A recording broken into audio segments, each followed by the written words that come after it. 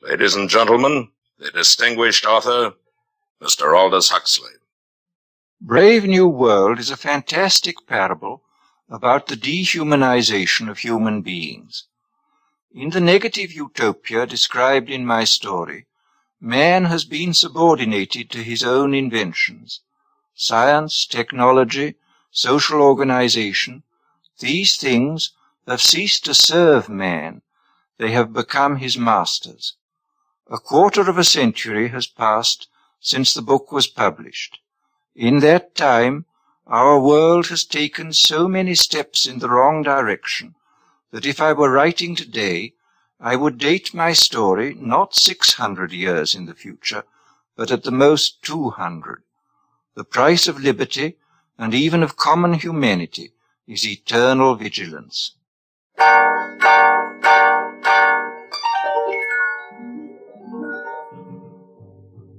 CBS Radio, a division of the Columbia Broadcasting System and its 217 affiliated stations, present the premiere broadcast of the CBS Radio Workshop, radio's distinguished series dedicated to man's imagination, the theater of the mind.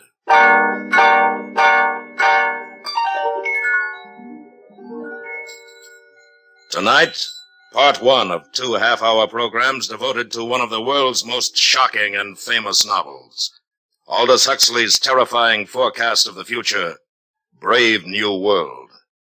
We are proud to have Mr. Huxley as narrator for these broadcasts. Original music is composed and conducted by Bernard Herrmann.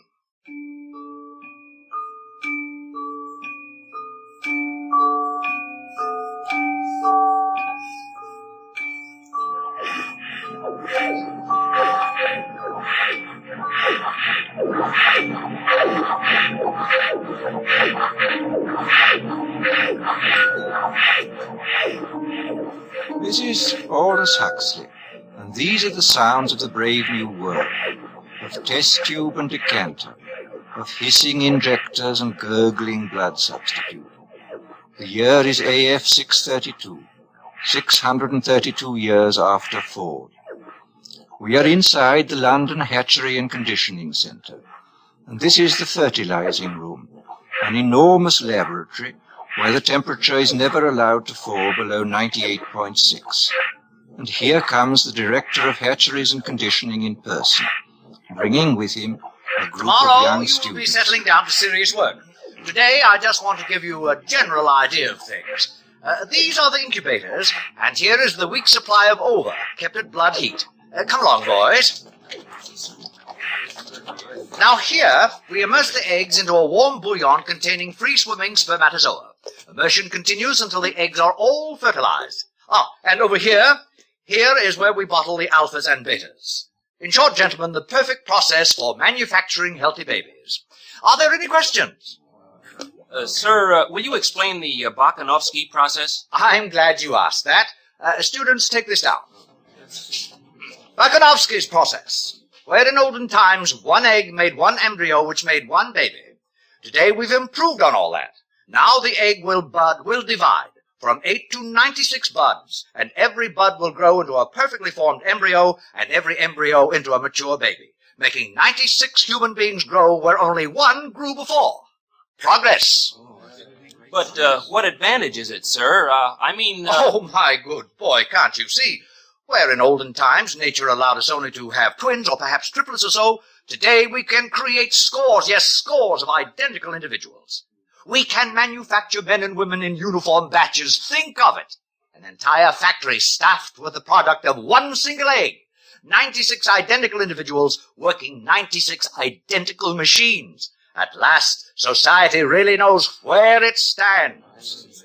Remember, it was our Ford who gave us the concept of the assembly line when he was on Earth many centuries ago. And now, boys, we will go up to the bottling room, where we shall see how we create each class of society, alphas, betas, deltas, etc. Come with me. Well, Lenina. Oh, Director. Oh, charming, charming. What are you injecting into our embryos today, my dear? Typhoid antitoxins? Yes, sir. Are you busy this afternoon? Oh, not after 5, sir. Good. Suppose we get together then on the roof. That would be fine. I've admired you for some time, Lenina. I'm looking forward to a closer acquaintance. Thank you, sir. And now, boys, we're off to the bottling room. You are a lucky girl. The director of hatcheries and conditioning. Oh, hello, Fanny. Oh, you can trust the director to be the perfect gentleman. I saw him pat you. He wants me. You see? That shows what he stands for. The strictest conventionality. And it's about time you started belonging to someone else, my dear. But I like Henry Foster. We've only been with each other 4 months. 4 months? Well, what would the district world controller say? You know how he disapproves anything intense or long-drawn. And it isn't as though there were anything painful or disagreeable about being with 1 or 2 other men besides Henry. After all, everyone belongs to everyone else. You're quite right, Fanny, as usual. Good girl. Fanny, do you know Bernard Marx? Bernard Well, why not? Bernard's an Alpha Plus. Besides, he asked me to go to New Mexico, to the Savage Reservation with him. But his reputation. They say he doesn't like obstacle golf. Oh, they say. And that he spends most of his time by himself alone. They say somebody made a mistake when he was still in the bottle. Thought he was a gamma and put alcohol into his blood substitute. That's why he's so stunted. Oh, what nonsense. Oh, very well, Lenina. It's your life, my dear. But I think you're heading for trouble.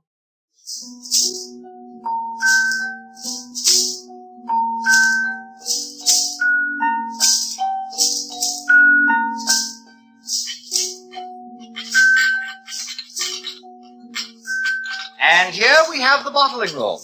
Little embryos carefully bottled being rocked gently to and fro as they did in olden days when carried by their mothers. Now, boys, you must learn to distinguish between smut and science. I am going to use that word again. As scientists of tomorrow, you must learn to cope with it. Mother. Oh. There, that's better. As a matter of fact, there is an area in our world where humans are still viviparous, still give birth to their children. The Savage Reservation in New Mexico. I visited there once myself, many years ago. Dreadful, filthy place. Naturally, civilization has improved on all that. It is here we control the embryo's growth, each batch carefully regulated to produce the exact class of citizen we desire. And here is our Mr. Henry Foster in charge of bottling. Oh, Henry. Yes, sir. Please explain the process to the students. Oh, delighted, sir. By the way, Henry, before you begin, I made a date with Lenina Crown this afternoon. Oh, really? I'm delighted, sir. I'm sure you'll enjoy belonging to her. Good. Very pneumatic girl. Now, please proceed. This way, gentlemen. Here we advance the process. One by one, the eggs are transferred from their test tubes into these larger decanters and moved along to the labelers, carefully labeled as to heredity, date of fertilization, sex, name, serial number. Gentlemen, there are 88 cubic feet of card index in this room. Now, here is where we actually predestine and condition. Nothing is so unstabilizing to society as unhappy people. We avoid all that by preconditioning our embryos. And now we are entering the heat conditioning room. Hot tunnels alternating with cool tunnels. Exposure to cold is accompanied by exposure to X-rays. By the time these babies are decanted, they have a perfect horror of cold. Thus, they are perfectly prepared to emigrate to the tropics, to be miners and acetate silk spinners, and steel workers. And that is the secret of happiness and virtue, liking what you have got to do. All conditioning aims at that, making people like their unescapable social destiny. 10 to 3, boys. Time to visit the nurseries.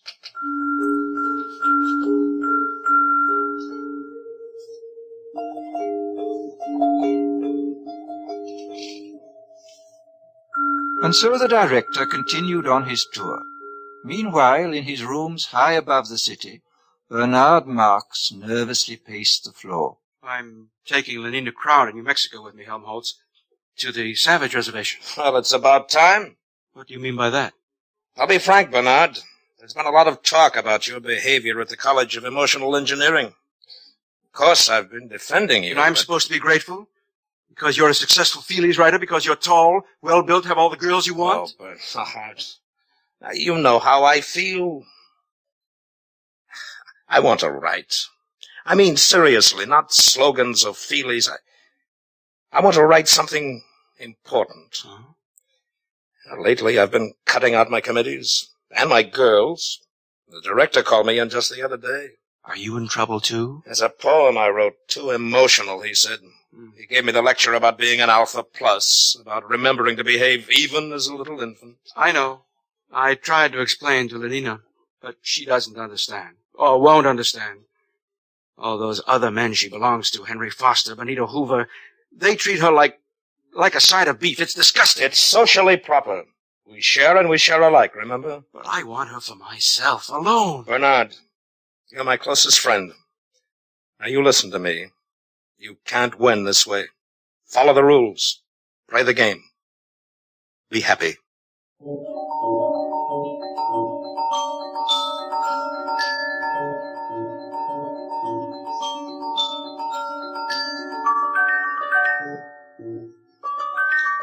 The nursery was on the 5th floor. The sign over the door said, Neo-Pavlovian Conditioning Room. It was a large, bare room, very bright and sunny. Half a dozen nurses, trousered and jacketed in the regulation white viscose linen uniform, were engaged in setting out bowls of roses in a long row across the floor. The nurses stiffened to attention as the director of hatcheries and conditioning came in, followed by his students. Set out the books.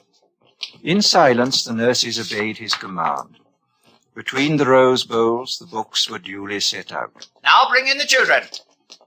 They hurried out of the room and returned in a moment, each pushing a kind of tall, dumb waiter, laden on all its 4 wire-netted shelves, with 8-month-old babies, all exactly alike, a Bokanovsky group, and all, since their caste was Delta, dressed in khaki diapers. Put them down on the floor. Now turn them so they can see the flowers and books. Turned, the babies at once fell silent, then began to crawl towards those clusters of sleek colors, those shapes so gay and brilliant. From the ranks of the babies came little squeals of excitement, gurgles and twitterings of pleasure. The swiftest crawlers were already at their goal. Small hands reached out uncertainly, touched, grasped, unpetaling the roses, crumpling the illuminated pages of the books. Watch carefully, students. All right, nurses, pull the lever.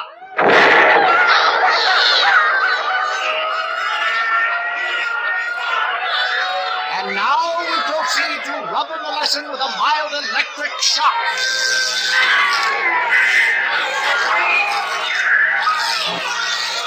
That's enough. All right, take them away, nurses.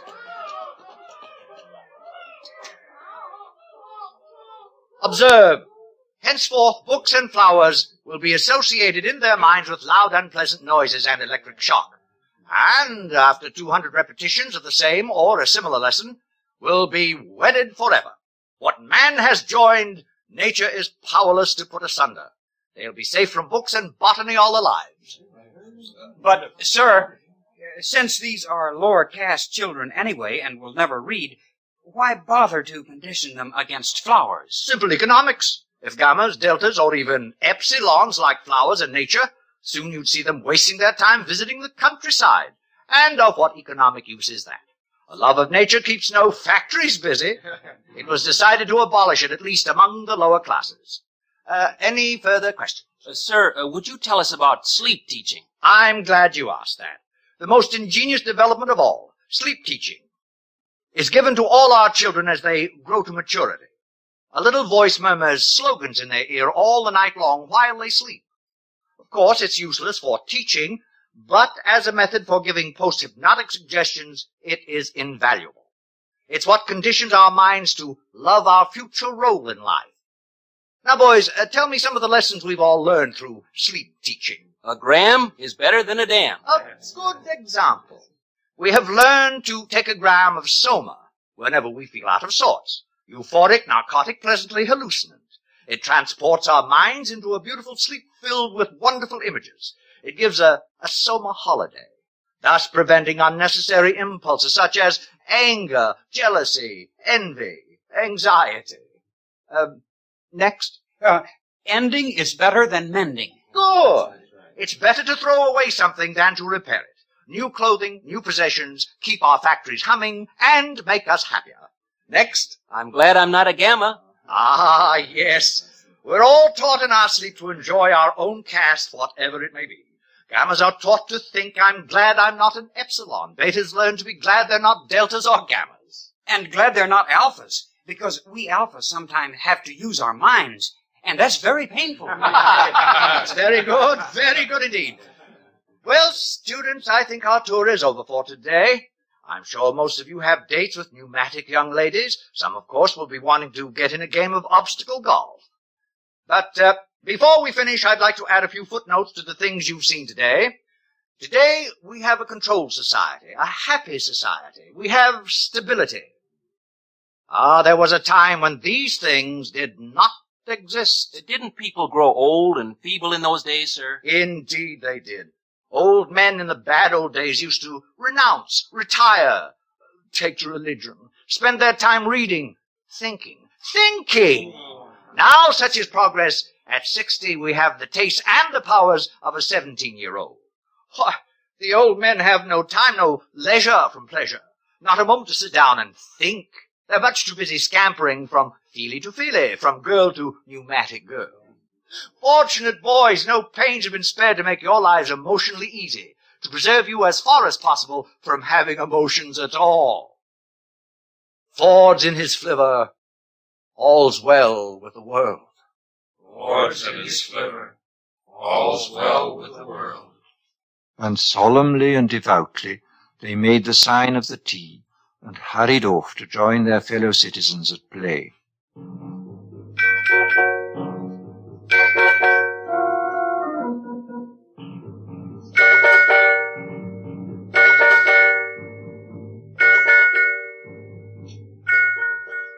In spite of Fanny's dire warnings, Lenina Crown made a date that evening with the eccentric Mr. Marks, partly to show Fanny her courage, and partly because she was curious. When they were safely in their helicopter and climbing above the city, she turned to him. Shall we play escalator squash or go to the Feelies? Escalator squash is a waste of time. But what else is time for? All right, then, let's go to the Feelies. You know, they're showing love on a bearskin rug, and everyone says it's terribly exciting. You can Lenina, actually please, feel... couldn't we just go for a walk and be alone together? But, Bernard, we'll be alone all night. Well, I meant alone for talking. Talking? Well, what about? Oh, you're beginning to feel nasty, I can tell. Take a soma, Bernard. I'd rather be myself and nasty, not somebody else, however jolly. A gammon 9 saves 9. Oh, for Ford's sake, be quiet. Bernard. Lenina, don't you ever want to be just you? Not enslaved by your own conditioning, to be free? But I am free. I'm free to have the most wonderful time. Everybody's happy nowadays. But wouldn't you like to be free to be happy in your own way and not somebody else's? I simply don't understand you. Bernard, do you really like me? Everyone says I'm awfully pneumatic.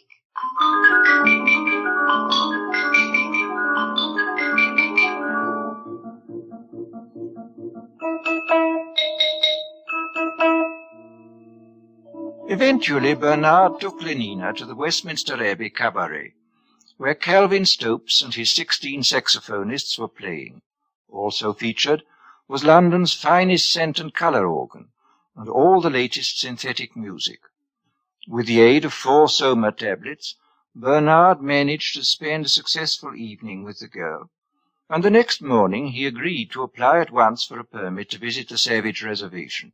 He was quite nervous as he stood before the large desk of the Director of Hatcheries and Conditioning. Oh, going to take Lenina Crown, I see. Yes, sir. Very pneumatic. Yes, sir. New Mexico Reservation. How long ago was it? Let me see. 25 years? I must have been your age then. Sir? I had the same idea as you. Wanted to have a look at the savages. Got a permit for New Mexico and went there for my summer holiday. With my girl of the moment. She was a beta minus, I think. Oh, yes. She had yellow hair and was especially pneumatic. Well, it was terrible. We rode about on horses and all that, and the last day of our stay, she got lost. Somewhere in those horrid mountains. Lost. We never did find her, poor girl.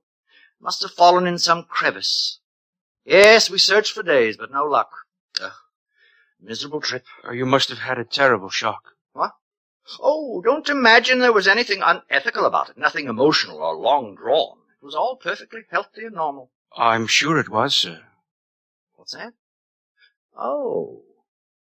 Mr. Marks, I should like to take this opportunity of saying I'm not at all pleased with the reports I receive of your behavior outside working hours. Alphas are so conditioned that they do not have to be infantile in their emotional behavior, but that is all the more reason for their making a special effort to conform. And so, Mr. Marks, I give you fair warning. Yes, sir. If ever I again hear of any lapse from a proper standard of infantile decorum, I shall ask for your transference to a subcenter, preferably to Iceland. Good morning.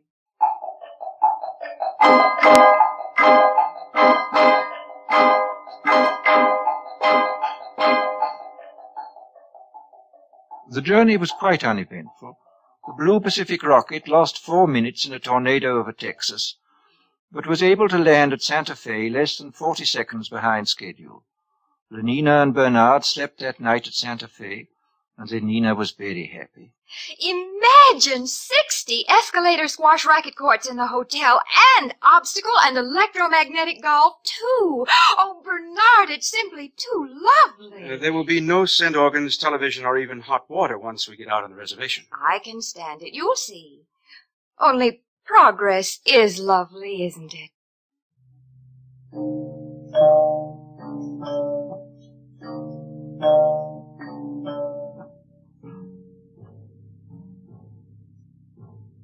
They took a rocket ship into the interior, and from there they travelled on horseback. And all Bernard could think about was Iceland, and how cold and barren it would be. The director's warning had made him even quieter and more sullen than usual. And then, that evening, they reached their destination. Before them was the village of Malpais, situated on a mesa. Adobe hovels growing out of the stony ground, dust and squalor, and the smell of wood smoke. What an awful place. I don't like it. Who's that man coming toward us? He's to be our guide. I'm frightened, Bernard. Quiet. We shouldn't have come. Oh, good morrow. You're civilized, aren't you? You come from outside, from the other place? My name is Bernard Marks. This is Lenina Crown. My name is John. Come with me. He speaks English. That's strange. Probably trained as a guide. Where is he leading us? To that hut, I believe. There seems to be some sort of activity over there. Orgy! Orgy! Why, it's like our lower caste community sing. Only look. Now they're beating themselves with whips. Oh, no, Bernard. It's got something to do with their religion. What a wonderful intensity of feeling it must generate. I often think one may have missed something in not having passions like that. Nonsense. Bernard, what's wrong with that man? Where? Oh, he's just old, that's all. Old? But we don't look like that when we're old. He's so wrinkled, so... Oh, it's horrible. That's because we age all at once. We stay 17 until we're 60 or so, and then we die, and they burn our bodies and recover the phosphorus for the good of the world state, just as it should be. But this... What is it? That woman! Oh, Bernard, no! Take me away! Take me away! She's only nursing her baby, Lenina. That's her child. She's the mother. Bernard, how can you be so vulgar? I think I'll be sick. Please, Bernard, anywhere. Anywhere. Is something wrong? I think we'd better take Lenina inside. Over here. Follow me. My soma. I'm out of soma. Bernard. I'm sorry, Lenina. I didn't bring it. Oh. Here. Inside. This is my home.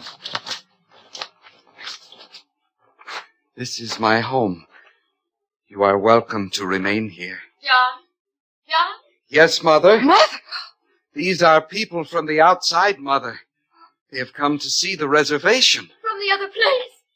You're from the other place. Don't come near me. But don't you see, I'm from there, too. I'm civilized. I don't belong here. It's all a terrible mistake. This is my mother, Linda. Were you born here? No, I tell you, I was decanted like normal people.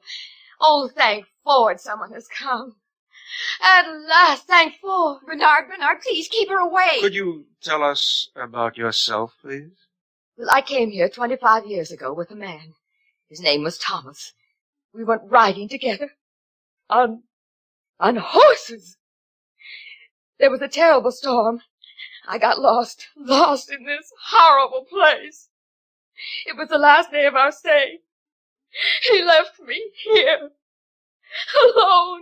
Lenina? Yes? You will be interested to know that our director of hatcheries and conditioning is named Thomas, and that he came here 25 years ago. Oh, no. And that... It can't be. But it is. He told me so himself. What a discovery. This boy is our director's son. Our director is a father. Oh, it's too horrible. Mother, what is he saying? Iceland indeed. Bernard, stop it. Well, we'll see who tells who where to go now. John. Yes, sir? How would you and your mother like to return to civilization? Do you mean it? Oh, please, do you? Listen, they're crazy here. I was a beta minus. I always worked in the fertilizing room. I was a good worker. But how can I tell them? They don't understand. They men things. They don't know what a helicopter is or soma. They have babies like dogs. Oh, it's too revolting. Oh, thank Ford. If it hadn't been for my son, for John, what a comfort he has been to me. Your son? How can you? You a beta minus. I know, but he's been a comfort to me just the same. If only I'd had soma. Oh, do you mean it? Will you take us back to civilization? Of course. We'll leave tomorrow. You and your son back to civilization.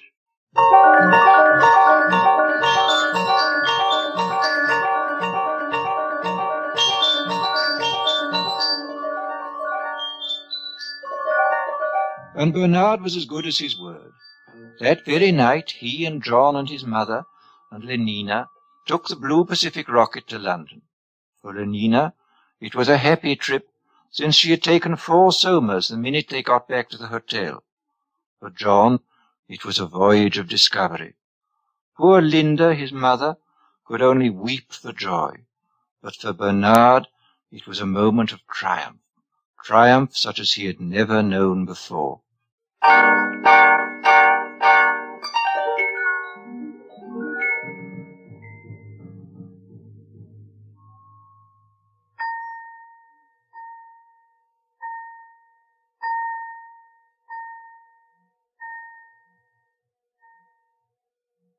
Brave New World, Part 1, by Aldous Huxley. A startling, shocking account of what can happen to our civilization 600 years in the future. And more importantly, a warning to all of us against the destruction of moral standards, family life, and the soul of man. Join us next week when we will continue with Part 2 of Aldous Huxley's terrifying forecast of the future of what could become the brave new world. Presented on the CBS Radio Workshop.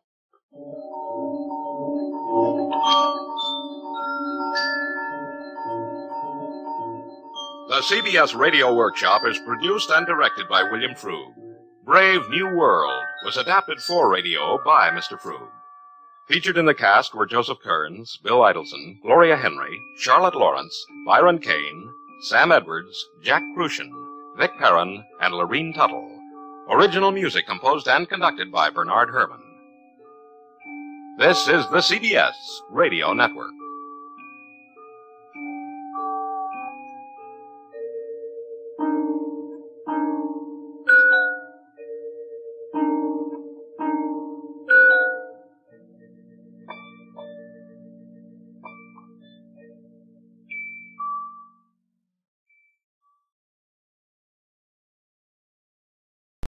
Ladies and gentlemen, the distinguished author, Mr. Aldous Huxley. Brave New World is a study of the future as it may be unless we are extremely careful. It depicts a society in which man has replaced nature by science, morality by drugs, individuality by total conformity. It is a hideous prospect, yet we seem determined to follow this path of self-destruction.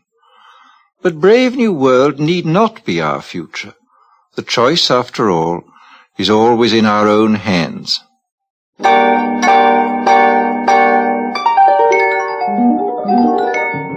CBS Radio, a division of the Columbia Broadcasting System, and its 217 affiliated stations present the CBS Radio Workshop, radio's distinguished series dedicated to man's imagination, the theater of the mind.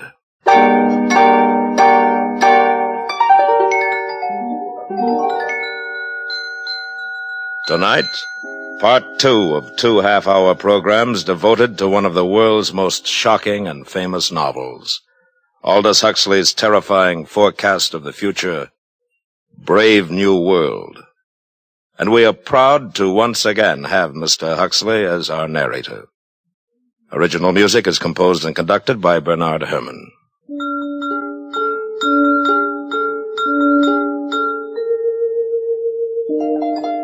This is Aldous Huxley. In the garden outside the London Hatchery and Conditioning Centre, it was playtime.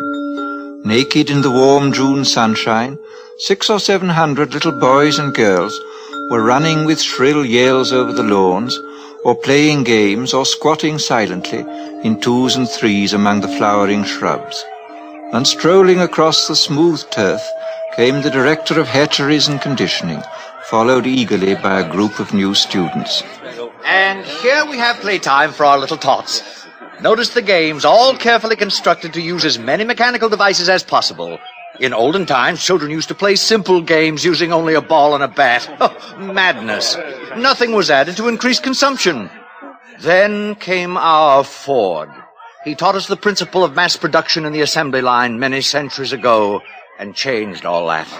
Good morning, Director. Sir, what an unexpected pleasure. Boys, this is the resident controller for Western Europe. This is his Ford ship, Mustafa Mond. Boys? Good morning, sir. Good morning, sir. I was just showing the students the children, sir. Lovely children. Busy as bees at their unrestricted play. Controller, if you have the time, I wonder if you might tell the students something about the bad old days. I might. Where are you taking them? To the Hatchery and Conditioning Center to see the manufacturing of the babies. Very well, I'll walk along with you. Yes, in the old days, children lived in a place called home. A rabbit hole with suffocating intimacies. Maniacally, the mother, please don't be shocked at that word. The mother brooded over her children. Her children. Our Ford, or our Freud, as for some inscrutable reason he chose to call himself whenever he spoke of psychological matters, our Freud was the first to reveal the appalling dangers of family life. Unpleasant as they may seem, students, these are facts. People used to be viviparous, gave birth to their children. What were the consequences? A world dominated by mothers and fathers was a world full of every kind of perversion, from sadism to chastity. There were also husbands, wives, and lovers. Now everyone belongs to everyone else. Thank Ford for progress. Yes, thank Ford. Actually, we still preserve a few outmoded ethics of pre-stable societies in our savage reservations. Did you ever visit a reservation, Director? Yes, I once went to look at the savages in New Mexico. Well, that must have been 25 years ago. Mother's, father's marriage. Oh, very repulsive. Yes. Well, here we are. I'll say goodbye. Goodbye, Controller, and thank you. Thank you, sir. Thank you, sir. You're welcome. And now, boys, if you'll follow me inside the hatchery.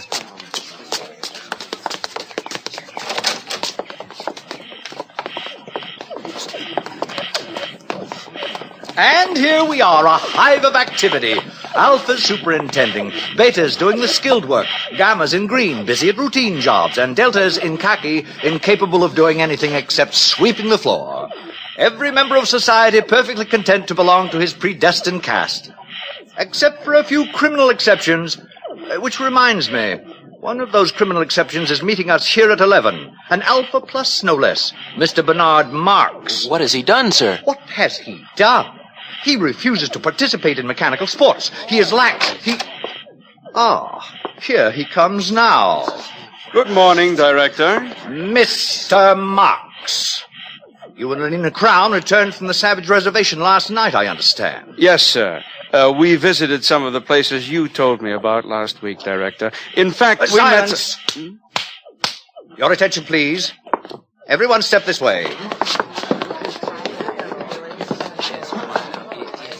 If I have interrupted your labors, it is because a painful duty constrains me. This man who stands before you, this Alpha Plus, the highest level of society, has grossly betrayed the trust imposed in him by his heretical views on sports and Soma, by his scandalous refusal to be promiscuous. He has proved himself an enemy of society, a subverter, ladies and gentlemen, of all order and stability, a conspirator against civilization itself. For this reason, I am ordering his immediate transference to a sub-center of the lowest order. In Iceland, he will have small opportunity to lead others astray by his unfordly example. Bernard Marx, can you show any reason why I should not now execute the judgment passed upon you? Yes, I can. What did you say? You told me you visited the Savage Reservation 25 years ago, Director, with a young Beta Minus, I believe.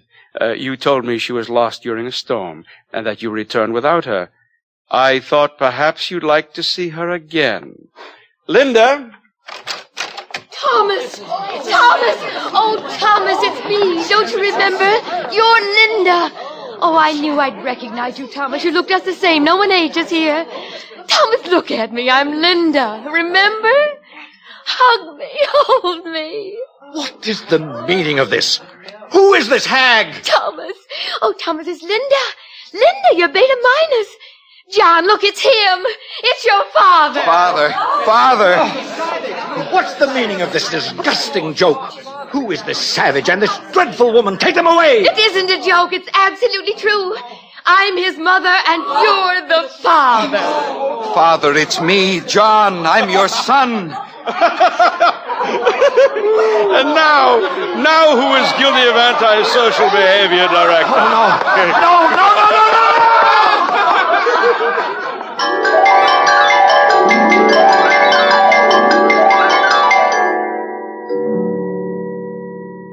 A father as director of hatcheries.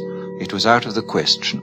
The controller asked for his resignation, and all upper caste London was wild to see the savage and his mother.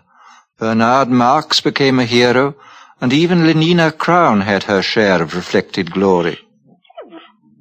Good morning, Lenina. Oh, good morning, Fanny. Well, you certainly seem pleased with yourself. Yes, I am pleased. Bernard called up half an hour ago. He has to go to a party at the controller's, and he asked me if I'd take the savage to the Feelies this evening. Oh, lucky girl. What's he like, Lenina? I've heard he's terribly good-looking. Oh, he is, but so very odd. In what way? Well, the day Bernard and I left the reservation, the savage came into my room. I'd taken a Soma, so I didn't notice him until suddenly I awakened, and there he was bending over me. What happened? Well, naturally, I assumed something was going to happen, but instead of that, he just ran out of the room. Well, how odd. What a terribly ungentlemanly thing to do. Doesn't he like you? Oh, I'm sure he does, so I can't make it out. And, oh, please don't tell this to anyone, Fanny. It upsets me, because I like him. I mean, I really like him. Lenina! I know it's immoral, but I just can't help myself. I do like him.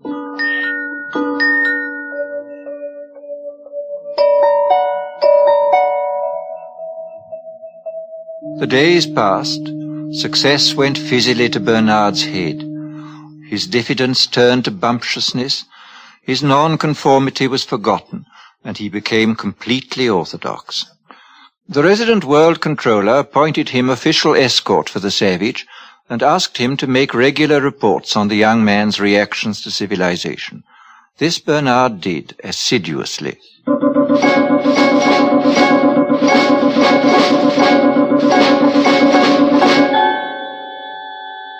Today I sent the savage to the Feelies with Lenina Crown. The feature was 3 weeks in a helicopter, Instead of holding the knobs on the chair arms, thus enabling him to experience the sensations of the lovers on the screen, the savage refused to participate. Lenina tells me he called the film vulgar and indecent.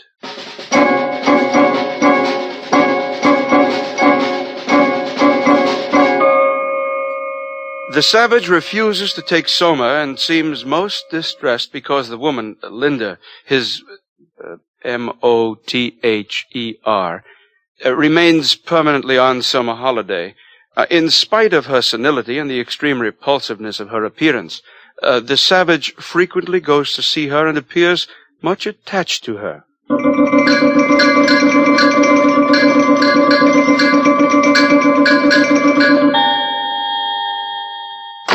What do you mean you refuse to come down to dinner? Bernard, I'm sick. I've eaten civilization and I'm sick. Do you realize that I've invited the most important people in London tonight? The Ford Chief Justice is here. The arch community songster of Canterbury has flown in just to meet you. You've changed, Bernard. You used to feel the way I do about things. I talked to Helmholtz Watson. He says you've changed too. I haven't. Listen, if you don't come downstairs for my dinner party, I'll be the laughingstock of London. I'll come. Just let me read this to you first. One day, many years ago, I found this book in my mother's room. One of the Indians had found it in a cave. It must be hundreds of years old.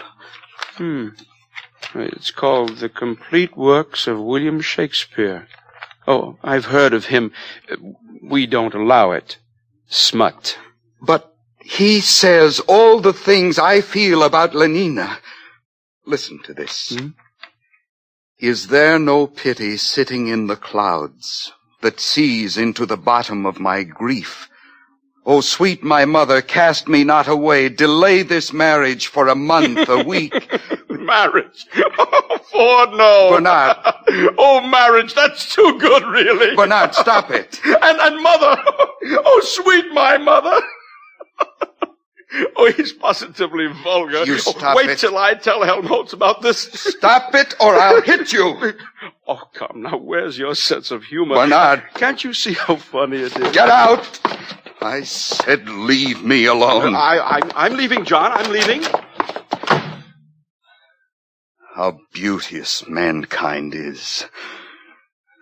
Oh, brave new world that has such people in it.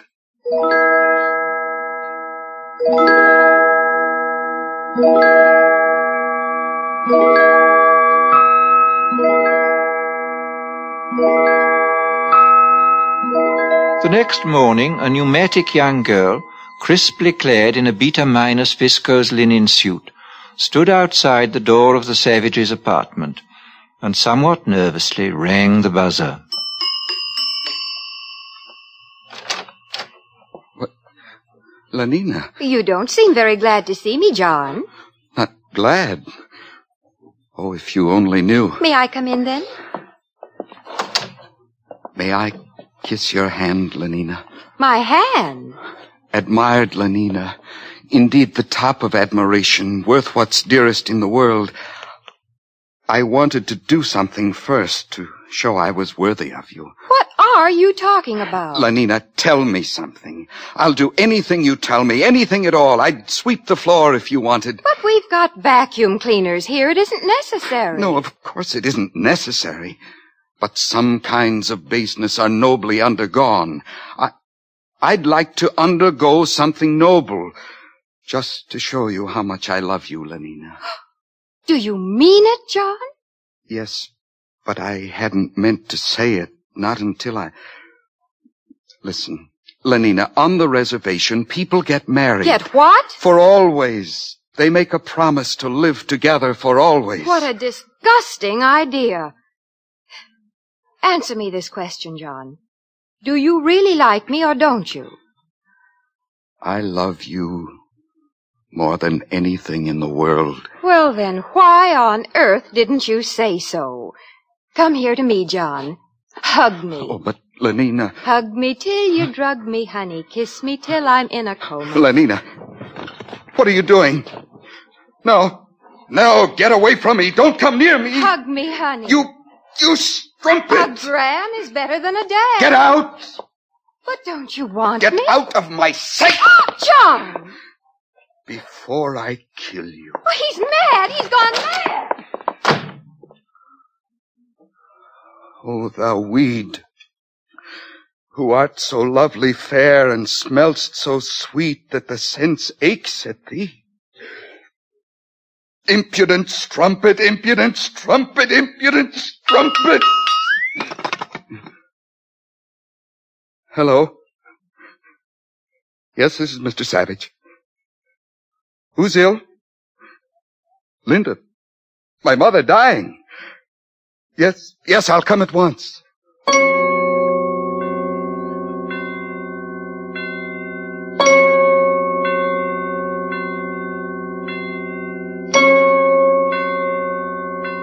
Welcome to the Park Lane Hospital for the Dying. You've come to see someone in the galloping senility ward? Yes. My mother. Oh, how vulgar. You know who I mean. Linda. Oh, yes, room 43, bed 16. She'll be dying any minute now. This way, please. Is there any hope? Well, of course not, or else she wouldn't have been sent here. Through these doors.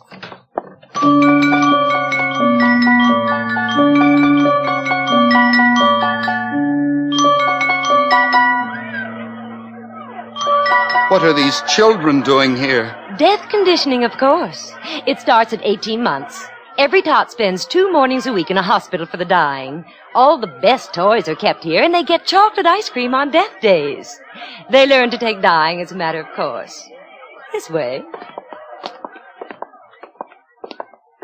Oh, here we are. Well, I must go. I've got my batch of children coming. Time for their chocolate ice cream.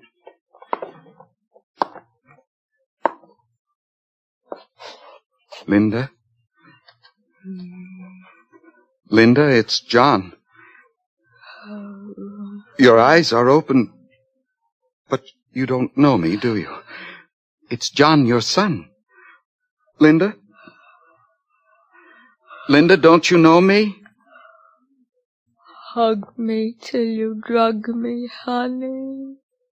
Kiss me till I'm in a coma. Linda. Linda? Oh. Mother.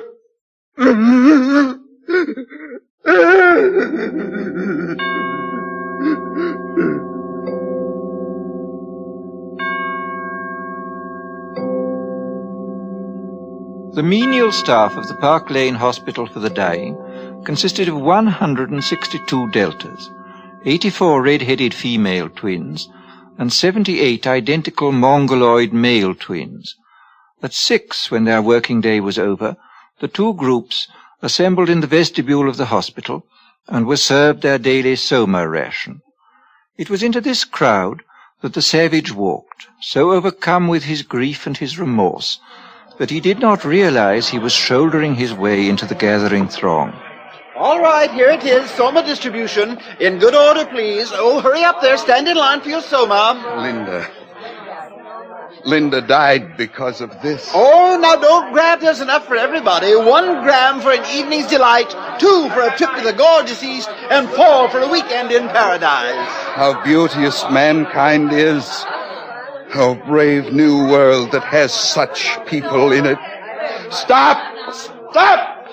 Ford is a savage. Listen, I beg you, lend me your ears. Don't take that horrible stuff. It's poison. Mr. Savage, please, the people are waiting. You're slaves, all of you. Don't you want to be men? Don't you want freedom? Freedom? Ford Almighty, call the police. From somewhere behind the milling, angry crowd, Bernard Marx saw the savage. He and his friend Helmholtz Watson had been searching for John. Now they hurried forward. Helmholtz, he's mad. They'll lynch him. Oh, Ford, help us. Ford, help those who help themselves, Bernard. Come on. Where are you going? Come back. It's a fight, a real fight. I've been waiting all my life for this. Men at last. I'll make you free whether you want to be or not. Give me those soma boxes. Sir, Mr. Savage, no. Stop it. Helmholtz. join me? Yes. Throw the poison pills away. By all means, throw them away. Stop it. Freedom! Be men and be free! Over here, officers, this way. Give them the Throw them silver away. spray. Freedom! Stand up as men. Win your freedom. Summer spray. Win John, your John. freedom. Take them to the resident controller's office. All right. All right, it's all over.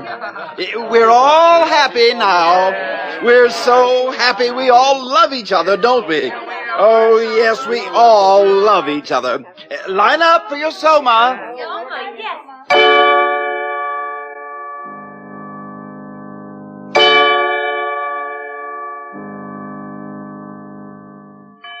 So you don't much like civilization, Mr. Savage? No, I don't. John, you're talking to the resident controller. We don't need your comments, Mr. Marks. I think civilization is horrible. And yet people are happy.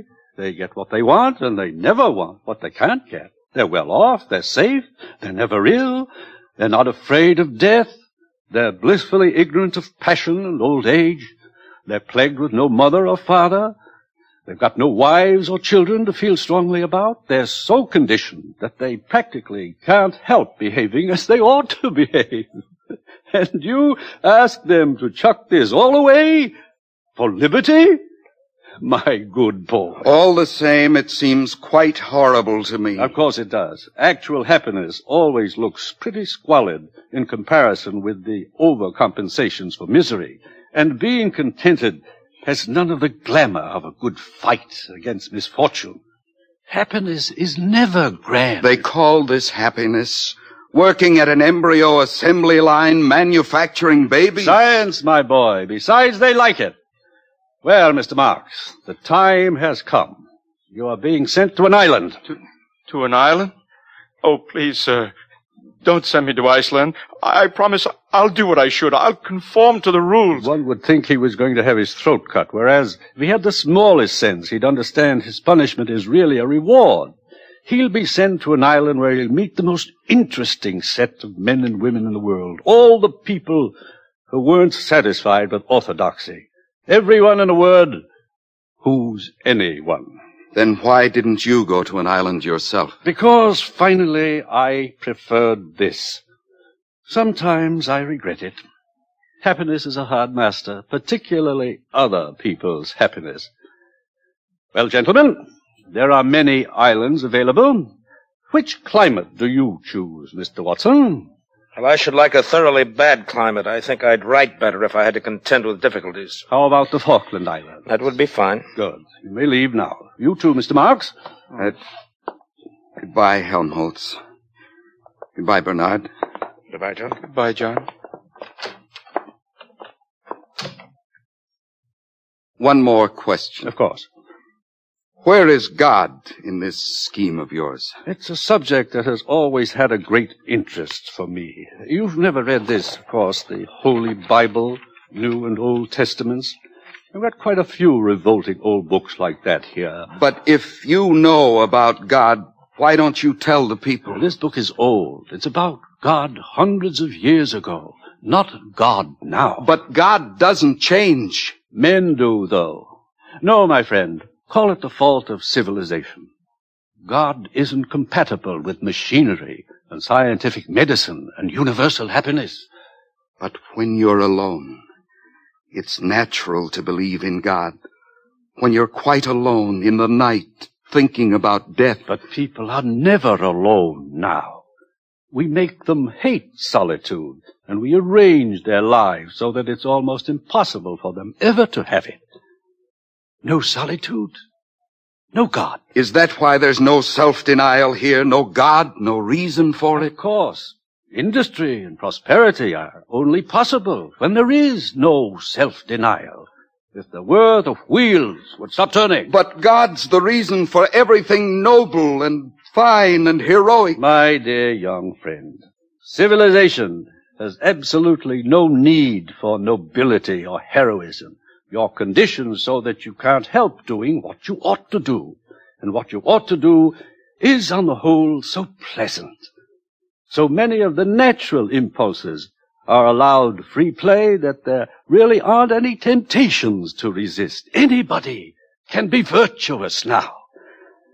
No temptations, no inconveniences. But I like the inconveniences. We don't. We prefer to do things comfortably. But I don't want comfort. I want God. I want poetry. I want real danger. I want freedom. I want goodness. I want sin. In fact, you're claiming the right to be unhappy. All right. I'm claiming the right to be unhappy. Not to mention the right to grow old and ugly and impotent. The right to have cancer. The right to have too little to eat. The right to live in constant apprehension of what may happen tomorrow. The right to be tortured by unspeakable pains of every kind. I claim them all. You're welcome.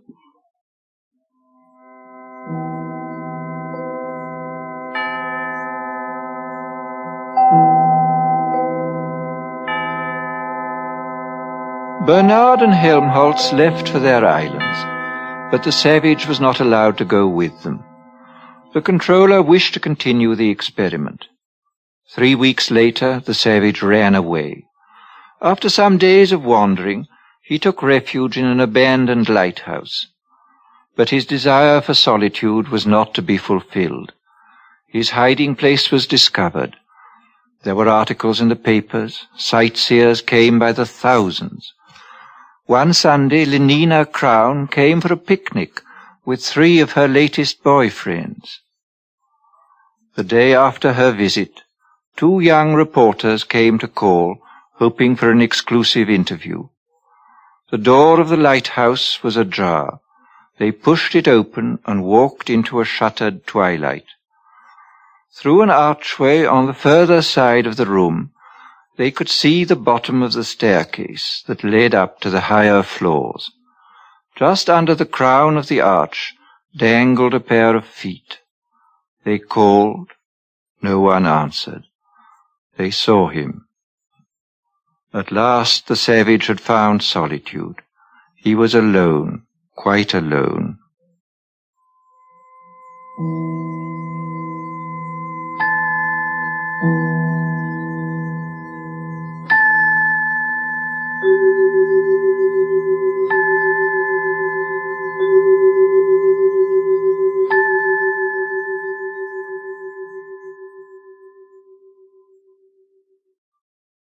Thus concludes Brave New World by Aldous Huxley. We wish to thank Mr. Huxley for appearing on these broadcasts as our narrator. And we would also like to thank you, our listeners, for your enthusiastic response to this new series. This is William Conrad inviting you to join us again next week when we present George Stewart's dramatic account of one of nature's most terrifying phenomena, storm. The following week, listen as Dr. Frank C. Baxter interviews William Shakespeare. Presented on the CBS Radio Workshop. The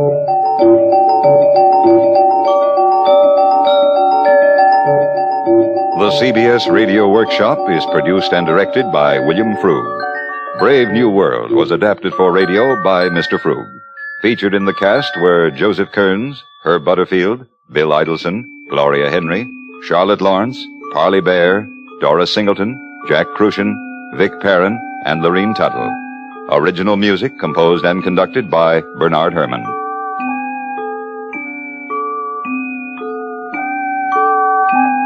America listens most to the CBS Radio Network.